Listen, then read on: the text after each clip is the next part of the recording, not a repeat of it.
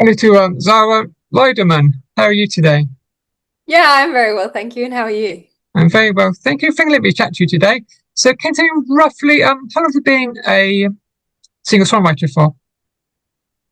Um, Singer-songwriter. Oh, look, I suppose my first release was in, what was it, 2021 or 2022? I'm actually quite new to it. In a way. I have been playing music my entire life and, writing bits and pieces here and there. And have been performing for a very long time. But when it comes to the singer-songwriter type title, I suppose, and releasing music, I feel like I'm kind of fresh to the scene in comparison to some people that have been doing it for years and years, you know? Yeah. So, what was it like to go into a recording studio when you first released your debut single called "A Pony I Can Trust"? Yeah, I recorded that one actually in my hometown, which was really special. A Pony I Can Trust. It is a song, I suppose, about some betrayal and, about wanting to have a reliable pony and a lovable puppy that will be there and the unconditional love that you kind of get from those two things. I really loved recording that one. I was in the studio with Gareth Leach and Shane McGrath, who has been a music mentor for me throughout my teenage years into, my early adulthood. And yeah, working in the studio for that one was actually really, really fun. It's a new experience when you get in there and you're creating um, uh, an original track. Like it's really, and just seeing it come to life, having being in a write or in your bedroom or wherever it is that you create this idea and then going into the studio and just seeing it, you know, come to life. It's really exciting and magical, and I really do love being in the studio. Yeah. Well, can you tell me more about series called "She's Back"? Yeah, she's back. That's very much a taking your power back type song. That one, in comparison to A Pony I Can Trust, which kind of goes more like leans into the alt country kind of um Five. outlawry type vibe, yeah. And then She's Back kind of comes in a bit more rocky.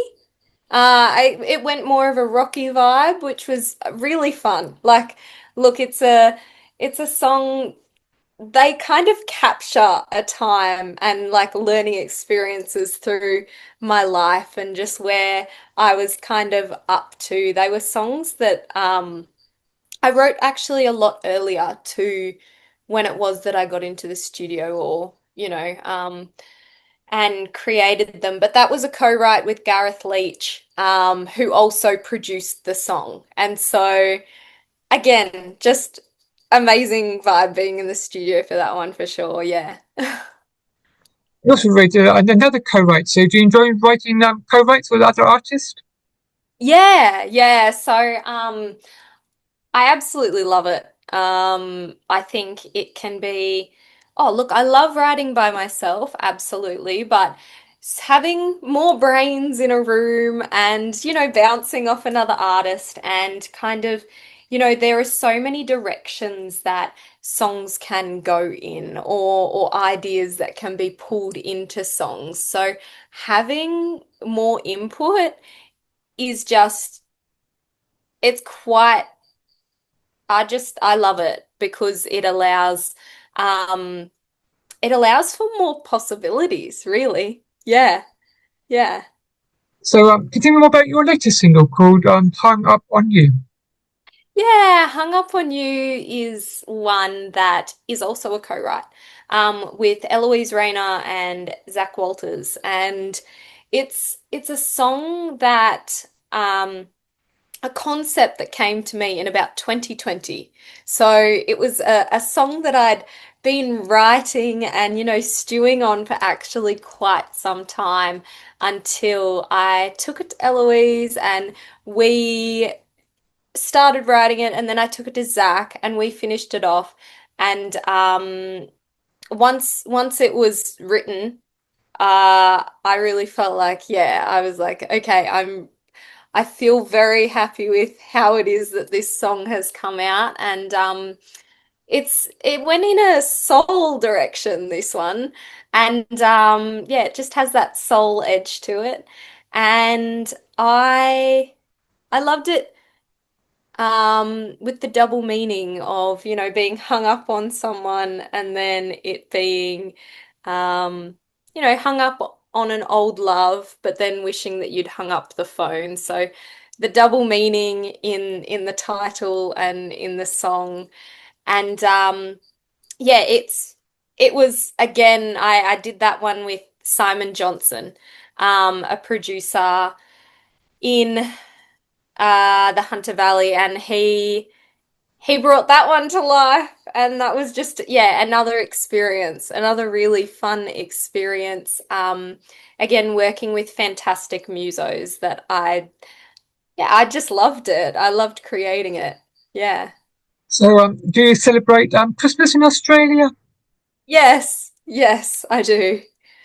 So, is there any plans to write a Christmas single in the near future? You know what? I think you have just inspired me. No, I have definitely thought about writing a Christmas song, and I think it has to be on the cards, right? Um, I love Christmas songs and I love Christmas time, so it makes sense, doesn't it? Yeah, you have to release Yeah, one next year. yeah, That'd be your mission. in the lead up. Thank Yeah, you. Mission set. yeah. I'll be look forward to hearing it. I have to re-interview you and when you release it. That'd be good. Sounds great. Sounds great. So, are you working on any new music? Well, apart from the Christmas track they're going to hopefully record next year. Yeah, that's it. Look, I do. I have a few songs under my belt and I'm writing, and there's all that stuff that is going on in the background. But there will be more music in the near future, which I am incredibly excited about. It being, I suppose they're all just about life experiences and a different variation of that and how it is. This one really taps into the small town, kind of growing up in a small town, in a farming community, and the types of people that you come across and the things that you see in a positive, in a like absolutely positive light. And yeah, I'm really excited to share that music in the near future. So at the moment, you're just writing, releasing singles. So is there any plans to write, release an EP or an album in the future? Yes, absolutely. I am always I'm very keen to get a body of work out, and that will happen, absolutely. Um, I believe, yeah, an EP is, yeah, something that I'm working towards, definitely. Yeah. So, what's it like to be an independent artist for you? I um I think, look, there's joy in being an independent artist, as in I believe that it allows so much, well, your heart and soul always goes into it, whether you are independent or not. Um, but yeah, I enjoy how much, I suppose, creative freedom that there is. I feel like I am really exploring with my sounds and things, and I love that. It can be like you have to wear so many different hats. That's absolutely a thing with being an independent artist. You know, you have to be the promoter and you have to be the artist and you have to be um, the, I suppose, yeah, PR person, and you have to be do all the administration and you have to do all the bookings and you know, it's there are all these different hats that you do have to wear as an independent artist. But you know, I think it's just it is all part of it. And I think artists would agree that it, you know, the music and connecting with people in those in the way that you can with music, it makes it worth it, you know, wearing all those hats and kind of, you know, when you get to go and play a live show or you get to release music and hear that it has can someone's connected with the song and it's made a difference to um their life or their day or you know that type of thing.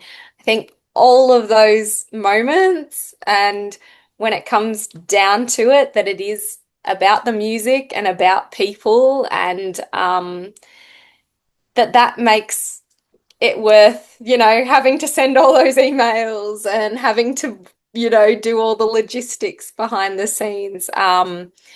Yeah, it's I like being an artist, really. Yeah. It sounds as it, but there's a lot of hard work. Yeah. Oh, thanks. Thanks. How do you come across RTC Records and Rock This Country Nadia Drayton? So that was actually, I came across Nadia through Gareth Leach, who is an artist.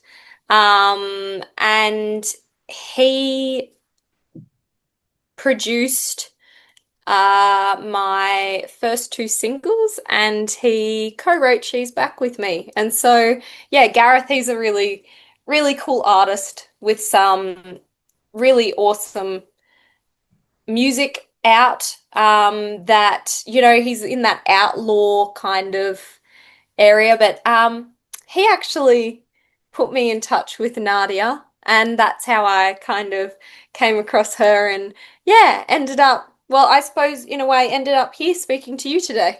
Yeah, see. Yeah, yeah.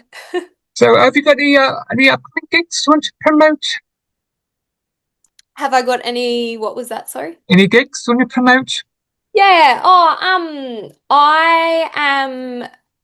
I'll be playing shows around the area that I am in at the moment. So I actually do have a show on Friday at the Australian Hotel in Nowra. I am then heading south down to kind of the bottom of Australia, near the Victorian border. Around Echuca Moama area. I think I'll be going to Seymour. Look, I'll be posting all of the details and shows on my social media. So if you guys want to check out my social media, at Zara Lindeman Music on Facebook or Instagram, check out my music. Yeah, I'll have all my shows and where it is that I'll be and what it is, when it is that I'll be there, on my social media. So I hear that Tamworth Country Music Festival is quite good. If you played there, Oh, I have, yeah. I loved playing at Tamworth, yes, and I was part of the Academy, the CMAA Academy, which is this intensive workshop that goes on the lead up to Tamworth Country Music Festival, and it was an amazing, like it was a great experience. I met one of my greatest friends there that we continue to co-write together all the time. And yeah, look, Tamworth is a fantastic time. what about coming a bit further afield across the Atlantic or where the sea is to the UK? Because it's getting very popular country music in the UK now. Yeah, it is. That's great to hear. Well, I feel like it's on the climb everywhere, isn't it? Country music is kind of on the rise up. It's so good to hear that, yeah, UK is the same. Any plans for coming out over to UK at some point? Oh, actually, funnily enough, I think in the future I will be over there. That's for sure. I don't have any cemented plans. Um, at the moment, but it is definitely a place that I plan to check out, and I would love to be able to do some shows while I'm over there. Yeah, I'm sure you work out all the logistics of it. Yeah, So thank you. Let me chat to you today. thank you so much for having me. It's really nice to speak to you. Enjoy the rest of your day. Yeah, thank you. Goodbye. Bye. Bye.